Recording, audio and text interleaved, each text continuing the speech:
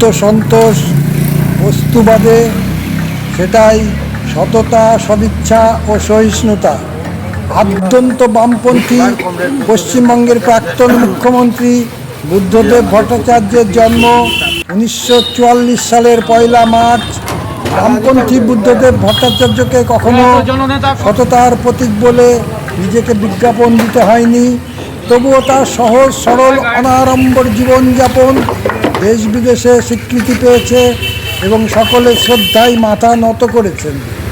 পশ্চিমবাংলার বেকার যুবক যুবতীদের কর্মসংস্থানের জন্য তার শিল্পায়নের সদিচ্ছা ছিল প্রশ্নাতীত। তার পরিষ্কার বলা বক্তব্য ছিল, বিড়ালের রং দেখে লাভ নেই, বিড়াল ইঁদুর ধরছে কিনা বা শিকার করছে কিনা সেটা গুরুত্বপূর্ণ। অর্থাৎ পুঁজির মাধ্যমে কর্মসংস্থান হচ্ছে কিনা সেটাই আসল কথা।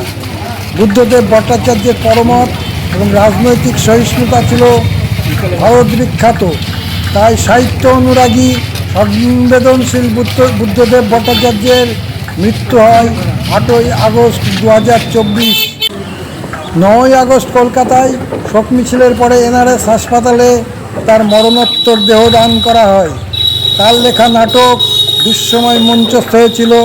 2011 সালে ক্ষমতাচ্যুত হওয়ার পরে তিনি লেখেন ফিরে দেখা এবং ফিরে দেখা 2। নাৎসি জার্মানির জন্ম ও মৃত্যু, বুদ্ধদেব ভট্টাচার্যের গবেষণামূলক প্রবন্ধ, চীনা সাহিত্যের প্রেক্ষিতে লেখা বই স্বর্গের নিচে মহাবিশৃঙ্খলা। তিনি গার্সিয়া মার্কেজের 2টি গ্রন্থের বঙ্গানুবাদ করেন, চিলিতে গোপনে এবং বিপন্ন জাহাজে এক নাবিকের গল্প। কমরেড বুদ্ধদেব ভট্টাচার্য অমর রহে। কমরেড বুদ্ধদেব ভট্টাচার্য লাল সালাম। বুদ্ধদেব ভট্টাচার্য তিনি সাহিত্যের অনুরাগী, নাট্যকার, সুস্থ সংস্কৃতির ধারক এবং বাহক।